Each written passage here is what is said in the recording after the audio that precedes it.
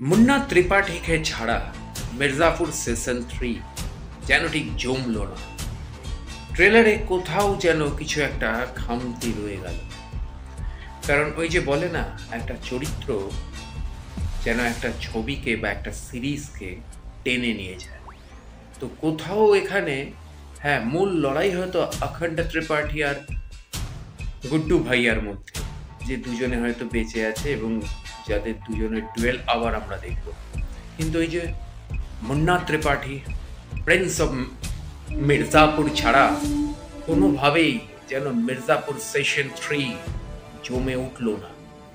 হ্যাঁ, আমরা জানি যে বাবলু ভাইয়া অর্থাৎ বিক্রান্ত মেসি, যাকে আপনারা 12th ফেল সিনেমাটা দিয়ে ভালো করে চিনেছেন, তো সেই বিক্রান্ত মেসি প্রথম সেশনেই কিন্তু মারা গেছিল।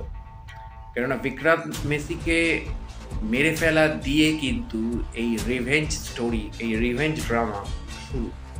কারণ তার আগে অবধি গল্পটা অন্য প্যাটার্নে চলছিল।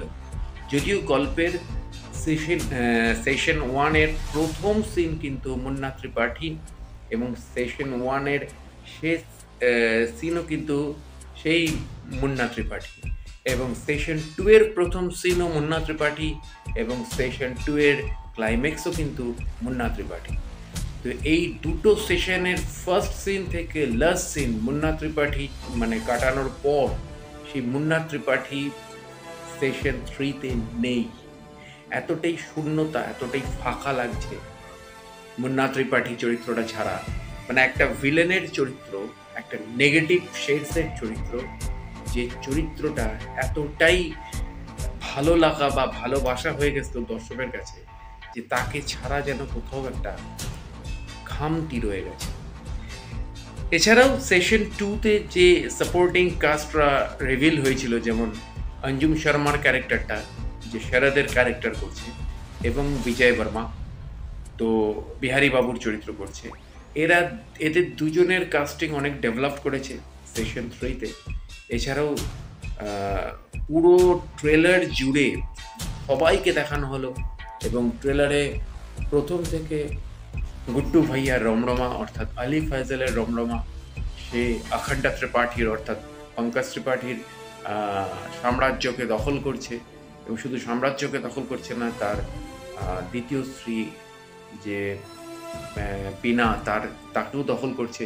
এবং আমরা দেখেছি গত সিজনে শুধু মুন্না ত্রিপাঠী মরেনি, তার সাথে সাথে মুন্নার ঠাকুরদা অর্থাৎ অখণ্ড ত্রিপাঠীর বাবাও মারা যায়। অর্থাৎ অখণ্ড ত্রিপাঠী অর্থাৎ কলিম ভাইয়ার চরিত্রটা সিজন 3-তে কিন্তু এমন একটা চরিত্র, যে চরিত্রর বাবাও নেই, ছেলেও নেই।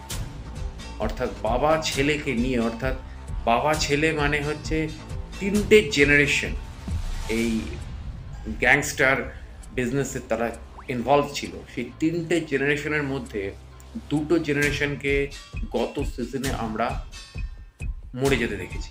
সেখানে কলিন ভাইয়ার বাবা এবং মুন্না ত্রিপাঠী অর্থাৎ ছেলে। তো সেখানে অখণ্ড ত্রিপাঠী অর্থাৎ কলিং ভাইয়া কিন্তু ট্রেলারের একদম শেষ 20 সেকেন্ড কি 30 সেকেন্ডের জন্য ঢুকছে।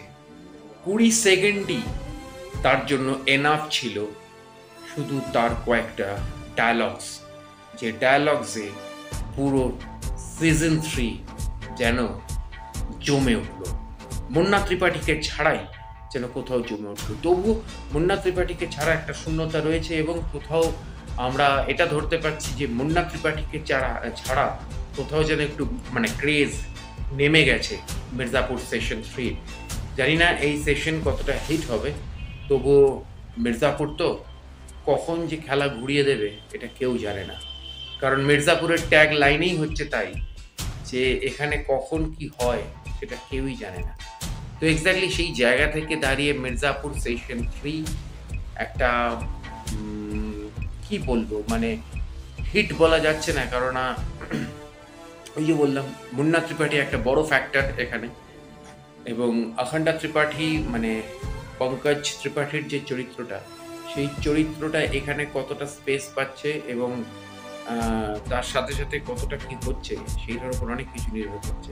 কেননা পুরো সিরিজ, পুরো ট্রেলারে যেটা বোঝা গেল, গুড্ডু ত্রিপাঠী এই গুড্ডু ভাইয়া ময় পুরো সেশন, এবং গুড্ডু ভাইয়া শুধু নয়, শ্বেতা ত্রিপাঠীর যে চরিত্র অর্থাৎ গোলু ক্যারেক্টার, তার পাশাপাশি ডিম্পি ক্যারেক্টার অর্থাৎ বোনের চরিত্র, তার পাশাপাশি শরদের ক্যারেক্টার অর্থাৎ অঞ্জুম শর্মার চরিত্র, তার পাশাপাশি আমাদের বিজয় বর্মার ক্যারেক্টার, এই ক্যারেক্টারগুলো একটা অনেকটা করে স্পেস এই সেশনে নিয়ে নেবে। এবং কেননা গত সেশনেও আমরা দেখেছি বিজয় বর্মার চরিত্রটা অর্থাৎ বাচ্চা ত্যাগীর দুই ছেলের মধ্যে এক ছেলেকে মরে যেতে হয় এই গোলু শর্মার জন্য অর্থাৎ শ্বেতা ত্রিপাঠীর ক্যারেক্টারটার জন্য।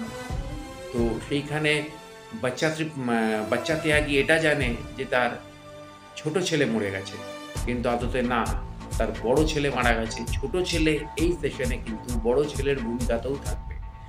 তো বিজয় বর্মার চরিত্রটা এখানে আরো ইন্টারেস্টিং, কেননা প্রত্যেকটা ফ্যামিলি কাউকে না কাউকে হারিয়েছে এই টোটাল সেশনগুলো। তো এবার সবাই আসছে রিভেঞ্জ নিতে, এবং সর্বোপরি মুন্না ত্রিপাঠীর ওয়াইফ, যিনি বর্তমান তখন সেই সময়কার যে সময়কার কাহিনী বলা হচ্ছে সেই সময়কার কিন্তু সেই রাজ্যের সিএম। তো চিফ মিনিস্টারের হাজব্যান্ডকে মেরে দেওয়া হয়েছে। তো সেখানে দাঁড়িয়ে খেলাটা জমে গেছে, কিন্তু ওই যে মুন্না ত্রিপাঠীর প্রেজেন্টেশনটাই এনাফ ছিল। মুন্না ত্রিপাঠীর প্রেজেন্টেশনটাই এনাফ ছিল মির্জাপুরের জন্য, যে প্রেজেন্টেশনটা এবার আমরা দেখতে পাবো না।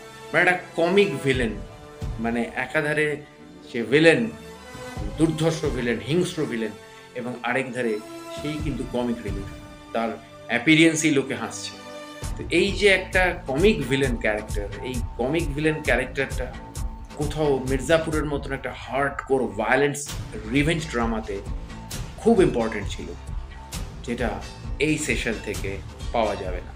সেই কারণেই হয়তো কোথাও মির্জাপুর সেশন 3 এর একটু ক্রেজ কমে আছে, জানি না, হয়তো সেশন কমপ্লিট হতে হতে। আর সবচেয়ে বড় জিনিস হচ্ছে ট্রেলারে কোথাও আমরা মকবুলকে দেখতে পেলাম না, টিজারেও মকবুলকে দেখতে পেলাম না, ট্রেলারেও মকবুলকে দেখতে পেলাম না। অবশ্যই মকবুল তো আর গত সেশনে তার রিভেঞ্জ কমপ্লিট করে চলে যায়নি, মকবুল তো কামব্যাক করবে, কিন্তু মকবুলের চরিত্রটাকে এখানে কোথাও এমনই সাসপেন্সে রেখে দেওয়া হয়েছে যে চরিত্রটা হয়তো পুরোপুরি একদম সেশনে গিয়ে রিভিল করবে, হয়তো ট্রেলারে বা টিজারে দেখানোর প্রয়োজন বোধ করলো না, সেশনে গিয়ে রিভিল করবে। তো দেখা যাক 5 জুলাই মির্জাপুর সেশন 3, কারণ আমি বলেছিলাম না যে পঞ্চায়েত, মির্জাপুর, ফ্যামিলি ম্যান, এগুলো এমন একটা সিরিজ যে সিরিজগুলোর সাথে আমাদের মতন দর্শকদের বা ভারতীয়দের আবেগ অনেকটা জড়িয়ে থাকে, এবং আমরা অপেক্ষা করি কবে এই পার্টগুলো আসবে, সেশনগুলো আসবে, এবং প্রত্যেকটাই প্রায় 2 বছর 3 বছর করে করে একটা গ্যাপ নিয়ে আসে, এবং এই গ্যাপটার জন্য আরও তৃষ্ণাটা বেড়ে যায়। তো দেখা যাক এবারের সেশন আমাদেরকে কি নতুন উপহার দিচ্ছে। তো অবশ্যই দেখা হচ্ছে পরের ভিডিওতে। আমার চ্যানেলটি সাবস্ক্রাইব করে বেল আইকনের অল নোটিফিকেশনটা অন করে চলে থাকুন। নমস্কার।